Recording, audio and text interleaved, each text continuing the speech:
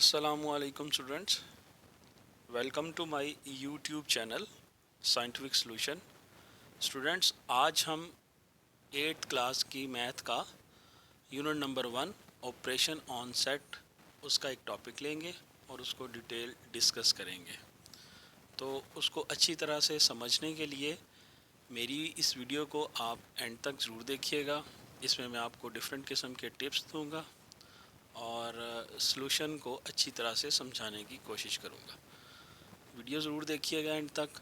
अगर आपको ये वीडियो अच्छी लगे तो उसको लाइक कीजिएगा, उस पर कमेंट्स दीजिएगा, उसको शेयर कीजिएगा और चैनल को सब्सक्राइब लाजमी कीजिएगा। तो चलें स्टार्ट करते हैं हम अपना टॉपिक। तो आज हमने unit number 1 operation on set का एक टॉपिक लेना है। तो स्टूडेंट, आज का जो हमारा टॉपिक है वो है डी मॉर्गन्स लॉज। तो सबसे पहले हम स्टूडेंट्स देखते हैं डी मॉर्गन्स लॉज होते क्या हैं। What are De Morgan's laws? तो इसकी थोड़ी सी हिस्ट्री में जाते हैं। एक ब्रिटिश मैथमेटिशियन था अगस्टस डी मॉर्गन, जिसने डी मॉर्गन्स लॉ, दो लॉज को फार्मूलेट किया कुछ इस टर्म्स में कि अगर ए और बी दो सेट्स हों, वो यूनिवर्सल सेट के सबसेट हों। If A and B are the subsets of a universal set U, then A union B whole complement is equal to A complement intersection B complement। ये था इसका पहला law. तो दूसरा लॉ कुछ इस तरह से था कि A intersection B whole complement is equal to A complement union B complement. तो स्टूडेंट्स, ये थोड़ा सा आपने ध्यान में रखना है तवज्जो के साथ कि जिस तरह सवाल एग्ज़ाम्स में आते हैं तो वो आपसे कई दफ़ा डी मॉर्गन्स लॉ को डिस्क्राइब नहीं करता। वो सिंपल आपको 3 सेट्स देगा, ए बी और उसके बाद एक यूनिवर्सल सेट देगा और आपको सिंपली ये बोल देगा कि वेरीफाई डी मॉर्गन्स लॉ। तो इस सूरत में आपको ये दो लॉज खुद याद रखने हैं, जिसमें पहला लॉ है A union B whole complement is equal to A complement intersection B complement. इसी तरह दूसरा लॉ है A intersection B complement is equal to A complement union B complement. तो एक और आपको बात बता दूं कि स्टूडेंट्स, जब होल कॉम्प्लीमेंट में ए और बी सेट्स के दरमियान यूनियन आएगा तो दूसरी साइड पे राइट हैंड साइड पे ए कॉम्प्लीमेंट और बी कॉम्प्लीमेंट के दरमियान इंटरसेक्शन आएगा।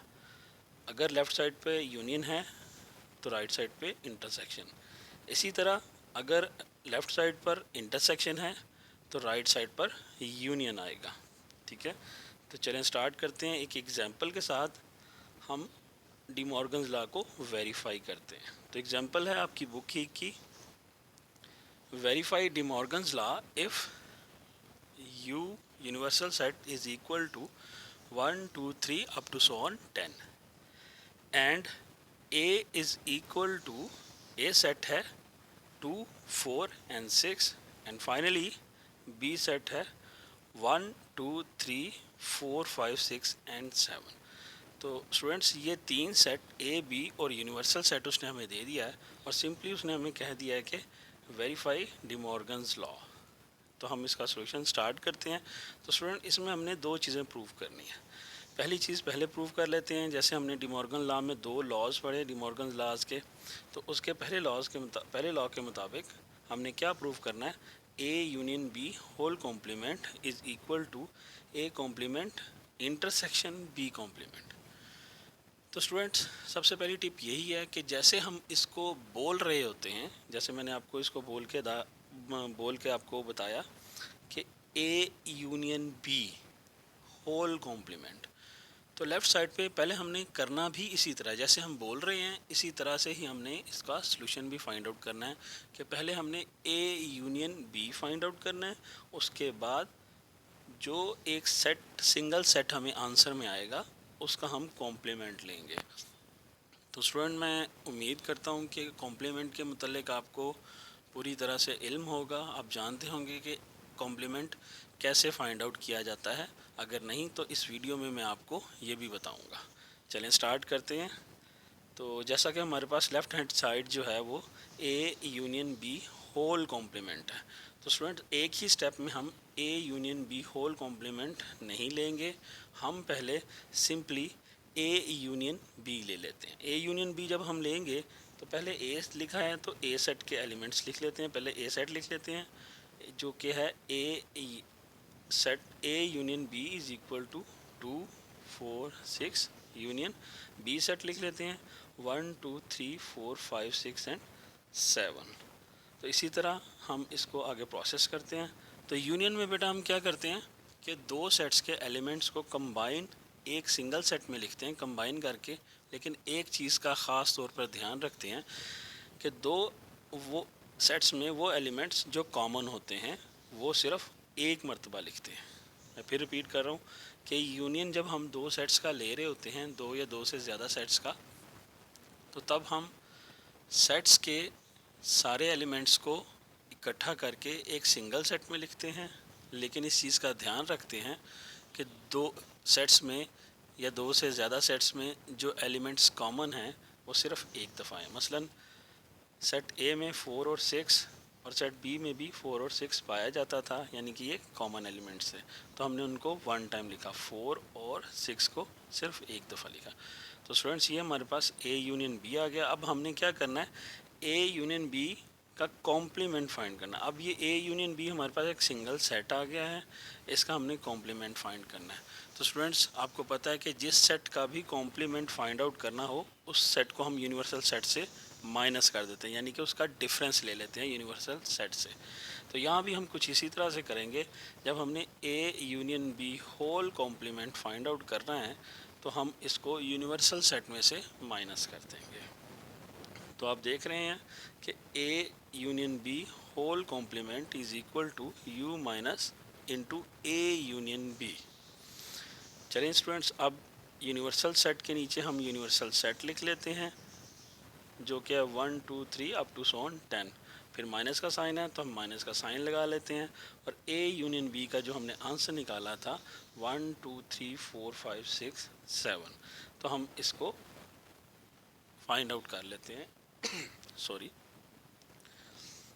Students, A union B whole complement का जो आंसर आया है वो हमारे पास आया है 8 9 और 10। अब स्टूडेंट्स का एक सवाल होगा, भाई ये कैसे आ गया। ठीक है, कुछ स्टूडेंट्स को कॉम्प्लीमेंट लेना आता है, लेकिन कुछ स्टूडेंट्स को अगर कॉम्प्लीमेंट लेना नहीं आता तो मैं उनको छोटी सी एक टिप दे देता हूँ जो कि हम रफ़ वर्क में स्टार्ट करेंगे।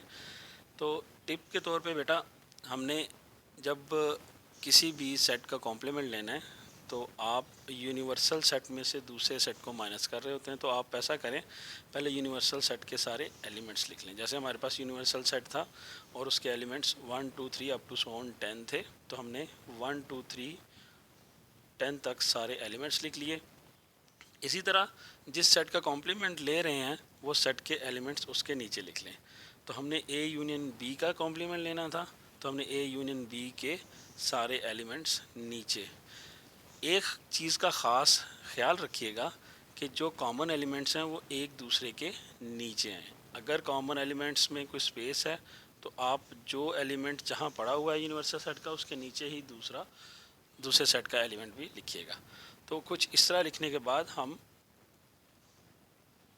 1 को 1 से क्रॉस कर देंगे, इसी तरह 2 को 2 से क्रॉस करेंगे, 3 को 3 से, 4 को 4 से, 5 को 5 से, 6 को 6 से एंड 7 को 7 से। जो कॉमन एलिमेंट्स होंगे वो आपस में क्रॉस हो जाएंगे, यानी कि काटे जाएंगे, कैंसिल आउट हो जाएंगे। बाकी क्या बचेगा, जो यूनिवर्सल सेट के एलिमेंट्स बाकी बच गए हैं वो हमारा आंसर हो गया। जैसे कि हमारे पास यूनिवर्सल सेट के बाकी सारे एलिमेंट्स को हमने एक ए यूनियन बी सेट के कॉमन एलिमेंट्स के साथ काट दिया है, कैंसिल कर दिया है, माइनस कर दिया है, तो हमारे पास बाकी 8 9 एंड 10 बाकी बच गए। तो हमने 8 9 एंड 10 लिख लिया। तो ये हमारा आंसर है A union B whole complement का। तो स्टूडेंट्स आगे चलते हैं, हम इसको इक्वेशन 1 का नाम दे देते हैं। तो हमारे पास ये A union B whole complement है जो 8, 9 और 10 की इक्वल है, एक सेट बना लिया और उसको हमने इक्वेशन 1 का नाम दे दिया। आगे चलते हैं, अब हम उसी लॉ का, फर्स्ट लॉ का राइट हैंड साइड सॉल्व करते हैं। तो इसमें स्टूडेंट्स आप देख रहे हैं राइट हैंड साइड पे दो चीज़ें हैं, ए कॉम्प्लीमेंट और बी कॉम्प्लीमेंट। देन हमने उनका इंटरसेक्शन लेना है। तो याद रखिएगा, पहले हम ए कॉम्प्लीमेंट फाइंड करेंगे, फिर बी कॉम्प्लीमेंट फाइंड करेंगे, फिर जो उन दोनों के सिंगल सिंगल सेट्स आएंगे उनका हम इंटरसेक्शन ले लेंगे। ठीक है, तो चले चलते हैं, हम ए कॉम्प्लीमेंट फाइंड करते हैं। ए कॉम्प्लीमेंट किसके इक्वल होगा स्टूडेंट्स? मैंने आपको पहले भी बताया कि जिस सेट का भी हमने कॉम्प्लीमेंट लेना होता है उसको हम यूनिवर्सल सेट में से माइनस कर देते हैं। तो हमने यूनिवर्सल सेट में से ए को माइनस कर दिया क्योंकि हम ए कॉम्प्लीमेंट फाइंड आउट करना चाहते थे। तो स्टूडेंट्स यूनिवर्सल सेट के नीचे यूनिवर्सल सेट लिख दिया, यू के नीचे 1 2 3 अप टू 10, माइनस का साइन था, माइनस का साइन लगाया, और ए सेट है तो ए सेट के एलिमेंट्स ए सेट लिख दिया 2 4 6। तो हम इसको उसी तरह से दोबारा मैं आपको सॉल्व करवाता हूँ। यूनिवर्सल सेट है पहले, तो यूनिवर्सल सेट के सारे एलिमेंट्स लिख लिए। इसी तरह हमने उसमें से ए सेट को माइनस करना है, तो ए सेट के कॉमन एलिमेंट्स को एक दूसरे के ऊपर लिखा। ठीक स्टूडेंट्स, तो उसके बाद हमने क्या करना है, 2 को 2 से क्रॉस कर देना है, 4 को 4 से और 6 को 6 से, और ए सेट के सारे एलिमेंट्स को बाकी मानदा अगर कोई रह जाते हैं तो उनको सारा कॉमन क्रॉस कर देना है, काट देना है। तो हमारे पास जो बाकी बचने वाले एलिमेंट्स हैं वो 1 3 5 7 8 9 एंड 10, जो कि हमारा ए कॉम्प्लीमेंट का आंसर है। 1 3 5 7 8 9 एंड 10। तो स्टूडेंट्स होपफुली आपको ये टिप समझ आई होगी और आप कॉम्प्लीमेंट लेने में आसानी महसूस करेंगे। तो चलें स्टूडेंट्स, ए कॉम्प्लीमेंट हमने फाइंड कर लिया, सिमिलरली हम बी कॉम्प्लीमेंट भी फाइंड करते हैं। तो बी कॉम्प्लीमेंट फाइंड करना है तो उसके लिए हमने यूनिवर्सल सेट में से बी को माइनस कर दिया। तो इसी तरह हम पहले यूनिवर्सल सेट के एलिमेंट्स लिख के यूनिवर्सल सेट लिख दिया, फिर माइनस था तो माइनस लिखा, और फिर बी है तो बी सेट लिख लिया। बी सेट में 1 2 3 4 5 6 एंड 7 एलिमेंट्स हैं। चलिए इसको भी हम उसी टिप्स के साथ ट्राई करते हैं। वंस अगेन हम यूनिवर्सल सेट के एलिमेंट्स पहले लिखते हैं, उसके बाद बी सेट के एलिमेंट्स जो एक दूसरे से मैच करते हैं, जो कॉमन एलिमेंट्स हैं, उसी तरीके से लिख लेते हैं। तो हमने पहले 1 को, फिर 2 को, फिर 3 को, 4 को, 5 6 एंड 7 को आपस में क्रॉस कर दिया, और हमारे पास जो एलिमेंट बचे 8 9 एंड 10 वो बी कॉम्प्लीमेंट का आंसर है। तो स्टूडेंट्स अब हम क्या करते हैं, हमें यहाँ पर राइट हैंड साइड में ए कॉम्प्लीमेंट और बी कॉम्प्लीमेंट का इंटरसेक्शन चाहिए। तो ए कॉम्प्लीमेंट का आंसर हमने ये निकाल लिया, इसी तरह से बी कॉम्प्लीमेंट का आंसर ये निकाल लिया। अब इन दोनों की मदद से हम उनका इंटरसेक्शन फाइंड करते हैं। तो पहले ए कॉम्प्लीमेंट आ रहा है तो ए कॉम्प्लीमेंट लिख लेते, ए कॉम्प्लीमेंट का सेट लिख लेते हैं जो कि 1 3 5 7 8 9 10 था, वो लिख लिया। फिर इंटरसेक्शन आ रहा है तो इंटरसेक्शन का साइन पुट अप किया, और उसके बाद बी कॉम्प्लीमेंट के एलिमेंट्स लिख लिए।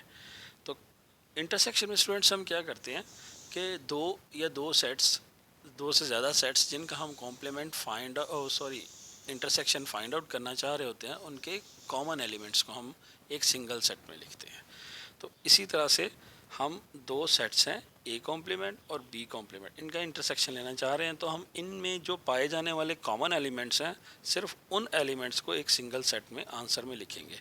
देखें जी, 1 3 5 एंड 7 ये ए कॉम्प्लीमेंट में तो हैं लेकिन बी कॉम्प्लीमेंट में मौजूद नहीं है। तो कॉमन एलिमेंट्स कौन से हैं? 8 9 एंड 10, जो दोनों सेट्स में मौजूद हैं। तो हमने वो एक सिंगल सेट में लिख लिए। तो हमारे पास आंसर आ गया A complement intersection B complement is equal to 8 9 and 10। तो इसको हमने इक्वेशन 2 कंसीडर कर लिया। तो अब हम इक्वेशन 1 और इक्वेशन 2 को कंपेयर करते हैं। तो स्टूडेंट्स आप देख रहे हैं इक्वेशन 1 के राइट हैंड साइड पे और इक्वेशन बी की राइट हैंड साइड दोनों इक्वल हैं। तो इक्वेशन 1 और 2 को जब हम कंपेयर करेंगे तो हमारे पास एक रिज़ल्ट आ जाएगा A union B whole complement, जो कि हमारे पास इक्वेशन 1 से आया, is equal to A complement intersection B complement, जो कि हमारे पास इक्वेशन 2 से आया। तो हमारे पास ये एक रिज़ल्ट था जो कि प्रूफ हो गया डिमॉर्गन लॉज का पहला लॉ कि A union B whole complement is equal to A complement intersection B complement. इसी तरह से हम अब डिमॉर्गन्स लॉज का दूसरा लॉ प्रूफ करेंगे जो कि था जी A intersection B complement is equal to A complement union B complement. पहले लॉ में पहले हमने यूनियन लिया था, बाद में इंटरसेक्शन। अब दूसरे लॉ में हम पहले इंटरसेक्शन ले लेते हैं, बाद में यूनियन लेंगे। तो चलें इसको प्रूव करते हैं। सबसे पहले हम लेफ्ट हैंड साइड पे देखेंगे ए इंटरसेक्शन बी है उसका होल कॉम्प्लीमेंट। तो पहले हम A intersection B find out कर लेते हैं। तो ए सेट के एलिमेंट हमने पहले लिख लिए, पहले ए सेट लिख लिया जो कि था 2, 4 एंड 6। इंटरसेक्शन का साइन आ गया तो उसके बाद हमने बी सेट लिख लिया 1, 2, 3, 4, 5, 6 एंड 7। तो स्टूडेंट्स मैंने आपको पहले भी बताया था इंटरसेक्शन में हम कॉमन एलिमेंट्स लेते हैं दोनों सेट्स के। तो हमारे पास जो कॉमन एलिमेंट्स आए हैं दोनों सेट्स में वो 2, 4 एंड 7 आ गए। तो हमारे पास ए इंटरसेक्शन बी का जो आंसर आया है वो है 2, 4 एंड 7। उसके बाद हम इसका कॉम्प्लीमेंट लेना चाहते हैं। हमारे पास जो 2, 4 एंड 7 एक सेट आया है ए इंटरसेक्शन बी, तो हम उसका कॉम्प्लीमेंट लेना चाहते हैं ताकि हम डिमॉर्गन्स लॉज के सेकेंड लॉ का लेफ्ट हैंड साइड प्रूव कर सकें। तो हमने ए इंटरसेक्शन बी का होल कॉम्प्लीमेंट ले लिया। तो हमने कॉम्प्लीमेंट जब भी लेते हैं, जिस सेट का भी कॉम्प्लीमेंट लेना होता है, तो हम ये सिंपल सा रूल याद रखें कि उसको यूनिवर्सल सेट में से माइनस कर लेना है। जैसा कि हमें यहाँ ए का कॉम्प्लीमेंट लेना था तो हमने यू में से ए को माइनस कर दिया था। तो इसी तरह अब हम ए इंटरसेक्शन बी का कॉम्प्लीमेंट लेना चाह रहे हैं तो हमने ए इंटरसेक्शन बी को यूनिवर्सल सेट में से माइनस कर दिया। तो स्टूडेंट्स पहले यूनिवर्सल सेट के एलिमेंट्स लिख लिए 1, 2, 3 up to so on 10, minus लिख लिया और उसके बाद A intersection B, A intersection B का जो आंसर हमने निकाला था 2, 4 एंड 7 वो लिख लिया। तो माइनस करने का रूल मैंने आपको पहले भी बता दिया था कि हमारे पास जितने भी एलिमेंट्स होते हैं उनको लिख के फिर हम 1 बाई 1 उनको क्रॉस करते हैं यूनिवर्सल सेट में से। तो हमारे पास 2 कॉमन था वो क्रॉस हो गया, 4 क्रॉस हो जाएगा और 6 क्रॉस हो जाएगा। तो हमारे पास 1, 3, 5, 7, 8, 9 एंड 10 बाकी रह जाएंगे। तो हमारे पास जो आंसर आया A intersection B whole complement का वह जी 1, 3, 5, 7, 8, 9 एंड 10, क्योंकि 2 दोनों में कॉमन था क्रॉस हो गया, 4 दोनों में कॉमन था क्रॉस हो गया, 6 दोनों में कॉमन था क्रॉस हो गया, और फिर हमने सिर्फ जो अनकॉमन एलिमेंट्स है यूनिवर्सल सेट के वो हमने एक सिंगल सेट में लिख लिए जिसको हमने कॉम्प्लीमेंट का नाम दे दिया। तो ये स्टूडेंट्स हमारे पास डिमॉर्गन्स लॉज के सेकेंड लॉ का लेफ्ट हैंड साइड प्रोवाइड हो गया आ गया है। तो हमने इसको इक्वेशन 3 का नाम दे दिया। सिमिलरली हमने पहले से ही ए कॉम्प्लीमेंट निकाला हुआ है जो कि 1, 3, 5, 7, 8 और 9, 10 है। इसी तरह हमारे पास बी कॉम्प्लीमेंट भी पहले से ही मौजूद है 8, 9 एंड 10।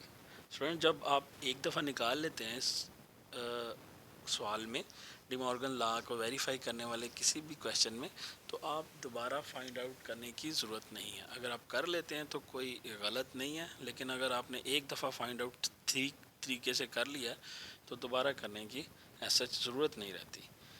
चलें अब हम A complement union B complement ले लेते हैं। तो पहले ए कॉम्प्लीमेंट के एलिमेंट्स लिख लिए सेट के 1, 3, 5, 7, 9 एंड 10। फिर यूनियन है तो यूनियन लिखा और बी कॉम्प्लीमेंट के एलिमेंट लिख लिए 8, 9 एंड 10। तो यूनियन में स्टूडेंट्स मैंने पहले को बताया हुआ है कि हम दोनों सेट्स के एलिमेंट्स को इकट्ठा करके एक नए सेट में सिंगल सेट में लिखते हैं, लेकिन इस चीज़ का ख्याल रखते हैं कि जो एलिमेंट्स कॉमन हैं दोनों सेट्स में वो सिर्फ एक दफ़ा लिखते हैं।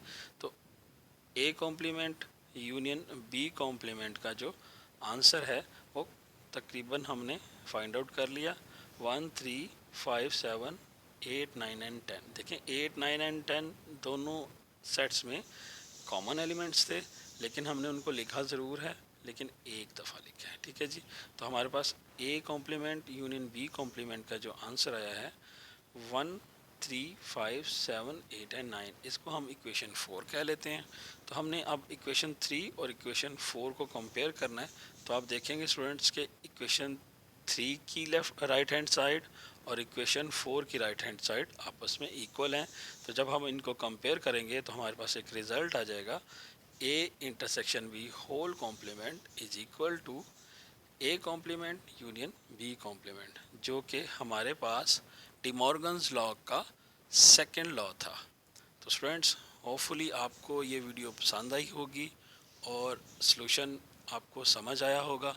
अगर किसी किस्म की कोई चीज़ या कोई क्वेरी आपके जहन में हो तो कमेंट में करके लाजमी पूछिएगा।